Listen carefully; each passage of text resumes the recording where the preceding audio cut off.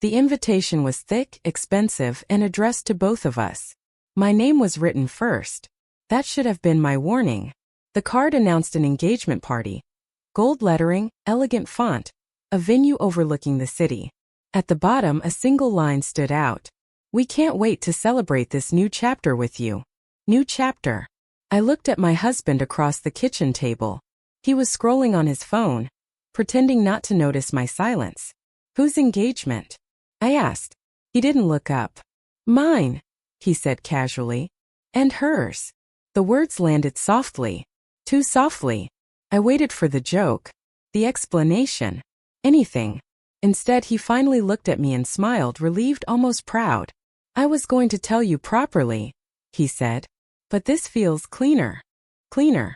That was the moment I understood something important. He didn't think this was cruel. He thought it was efficient. If you've ever been erased from your own life with a smile, if someone announced your replacement like a calendar update, stay with me. This story is for you. My name is Raina, and this is how an engagement party meant to humiliate me became the night my husband realized he never actually held the power. We'd been married for 19 years. Not loudly, not dramatically, just consistently. I handled the house, the finances, the family logistics. I supported every career move he made. I was the one who smoothed conflicts, remembered birthdays, kept everything running. And somewhere along the way, he decided that meant I was background. The party was held in a rooftop lounge downtown. Music floated through warm air. Glasses clinked. People laughed easily, people who knew me, who had eaten at my table, who believed we were still a unit. When we arrived, I noticed something immediately. Everyone looked confused. Not shocked. Confused. Because no one had been told when the marriage ended. Or how. Or why I was there at all. Then she appeared. Young. Confident. Dressed like someone stepping into a life she believed was already hers. She smiled at me softly, almost respectfully. "I've heard so much about you," she said. I nodded. "I'm sure you have." My husband joined us, placing a hand on her back. The gesture was rehearsed. Possessive. Public. That's when the host tapped the microphone. "Can we have everyone's attention?" he said cheerfully. "We're here tonight to celebrate a beautiful engagement." Applause broke out. I didn't clap. My husband took the mic. He looked relaxed. Comfortable. "I want to thank everyone for coming," he said. "And especially Raina. For being so understanding." Understanding. That word again. He raised his glass. "This isn't easy," he continued. "But sometimes honesty means moving forward without looking back." He turned toward her. "And this woman is my future." The room went quiet. Not silent. Uncomfortable. I felt eyes on me. Waiting. Breaking. Collapsing. But I didn't. I smiled. I reached into my purse and felt the edge of the envelope. Plain. Unmarked. Heavy with preparation. I hadn't planned to use it tonight. But then again, neither had he planned to tell the truth. I stepped forward slowly. "Congratulations," I said. He exhaled in relief. That relief? That was his mistake. I handed him the envelope. "For you," I said calmly. "Since you like announcements." He laughed nervously. "Raina, this really isn't." "Open it," I said. And for the first time that night, his confidence wavered. "I won't tell you yet what was inside that envelope. Only this. The engagement wasn't the beginning of his future. It was the end of the story he'd been lying about." He hesitated.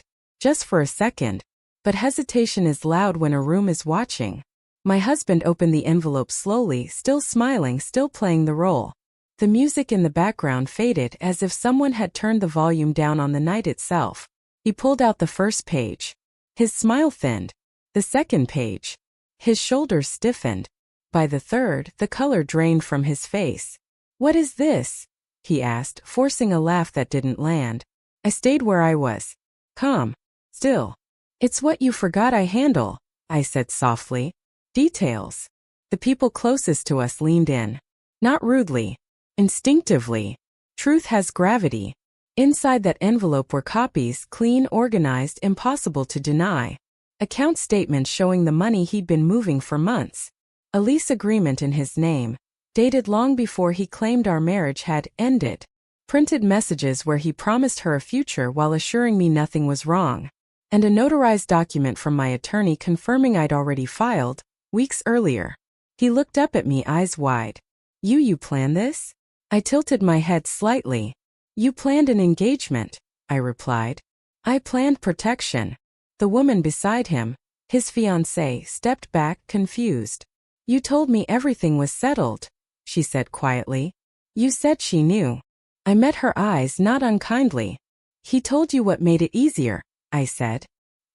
He told me what kept me quiet. The room shifted. You could feel it, the collective realization that something had gone very wrong. He tried to regain control. This is private, he said sharply. Not the place. I smiled faintly. You made it public the moment you invited me, I said. You don't get to choose the timing anymore. A few people murmured. Someone set a glass down too hard. His sister spoke first. Are you saying you were still married? She asked him. He opened his mouth, closed it. That answer alone was enough. The woman he'd announced as his future stared at the papers again, then at him. You said you were honest, she whispered. He snapped, panic creeping into his voice. I was going to explain. Later. I asked gently. You seem to like that word. Silence. The host shifted awkwardly near the microphone, unsure what to do. This wasn't a party anymore. It was a reckoning. I took a step closer, lowering my voice so only he could hear. I didn't come here to ruin you, I said. I came here so you couldn't rewrite me. His jaw trembled. You think you've won, he muttered. I shook my head. No, I said calmly. I think I'm finished. Behind us, the woman took the ring off her finger. It hit the table with a small, unmistakable sound. And that sound, that was the moment the engagement truly ended. The room didn't explode. It deflated. That's what people never expect. Betrayal doesn't always cause chaos. Sometimes it drains the air out of everything, leaving everyone standing there, unsure what to do with their hands, their drinks, their loyalty. My husband looked around, searching for support. He didn't find it.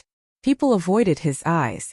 Friends who had laughed with him minutes earlier suddenly remembered urgent conversations elsewhere. Someone whispered, I didn't know. A little too loudly. The woman he'd announced as his future stepped away from him completely. Not dramatically. Deliberately.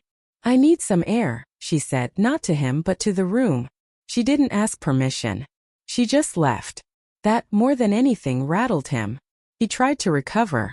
This isn't what it looks like, he said, forcing a smile that fooled no one. Raina and I have been living separate lives for a while. I let him finish. Then I spoke. We were living in the same house, I said evenly. Sleeping in the same bed. Filing joint taxes. Planning holidays.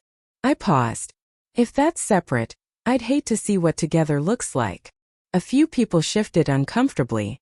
His mother finally spoke. Is this true? She asked him quietly. He looked at her. Not at me. Not at the papers. At his mother. And said nothing. That silence answered every question in the room. He turned back to me, anger finally cracking through his fear. You didn't have to do this here, he said through clenched teeth. You wanted to humiliate me. I shook my head. No, I replied calmly. You wanted to celebrate. I wanted the truth to be present. There's a difference. The host cleared his throat, trying to salvage something. Perhaps we should. I'll go, I said gently, cutting him off. This isn't my celebration. I picked up my coat. My husband stepped toward me. Raina, wait. We need to talk. I met his eyes one last time that night. You've been talking for months, I said. I finally listened. Then I walked away. Outside, the night air was cool and steady.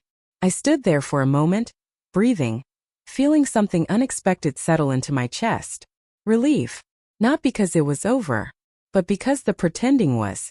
My phone buzzed before I reached the car. Messages stacked quickly. From friends. From relatives. From people who suddenly remembered my number. Are you okay? I had no idea. You handled that with so much grace. I didn't reply. Not yet. This part wasn't for them. The next morning my husband called. then texted, then called again. We need to fix this. She misunderstood. You went too far. I turned my phone off.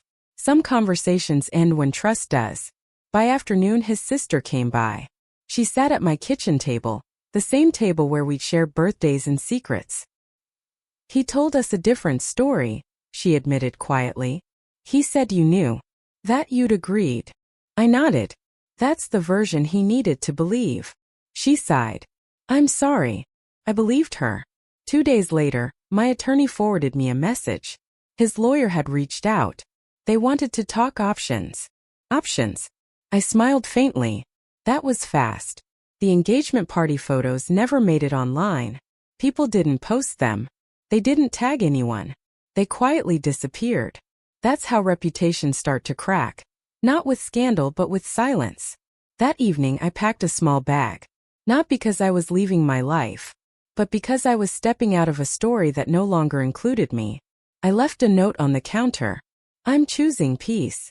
Nothing else. As I closed the door behind me, I didn't feel like I was walking away from something. I felt like I was walking toward something. And behind me, in that rooftop lounge, in that carefully planned engagement announcement, everything he thought was solid was already starting to fall apart. I didn't disappear after that night. I became unreachable. There's a difference. I stayed with a friend for a few days, not because I was broken, but because I wanted space where my thoughts could settle without interruption. My phone stayed off. Not out of fear, out of control. Silence was no longer something happening to me. It was something I chose. The legal process moved faster than my husband expected. It always does when truth is documented. The envelope I handed him wasn't symbolic. It was strategic.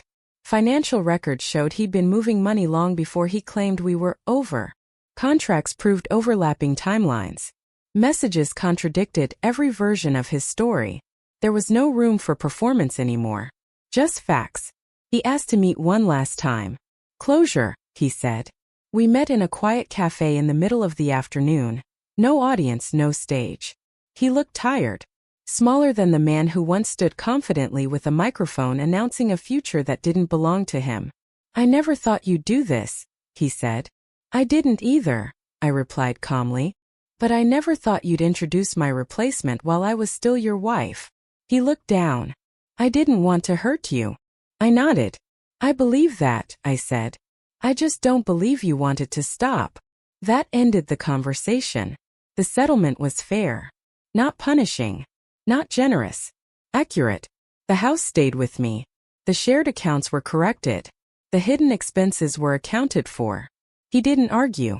Men who lose the narrative rarely fight the paperwork. The engagement quietly dissolved. No announcement. No explanation. People stopped asking questions when answers became uncomfortable. The woman left the city a few months later. I didn't follow her story. It wasn't mine to carry. What surprised me most wasn't how much I lost. It was how much lighter I felt without pretending. Mornings became calmer. My home felt like my own again. I painted the walls the color I always wanted and opened windows without asking. I didn't rush into anything new. I wasn't running. I was arriving. One evening, months later, I found the engagement invitation folded in a drawer. Gold lettering. Elegant font. I looked at it for a long moment. Then I tore it in half. Not angrily. Deliberately. Some things don't deserve to be archived. If you're listening to this and you're standing in a room where someone is announcing a future that erases you, remember this. You don't need to interrupt the announcement. You don't need to beg for understanding. You don't need to fight for space in a story that no longer honors you. You can simply step out. My name is Raina. This wasn't revenge fueled by anger. It was clarity choosing itself. And that choice changed everything. The end.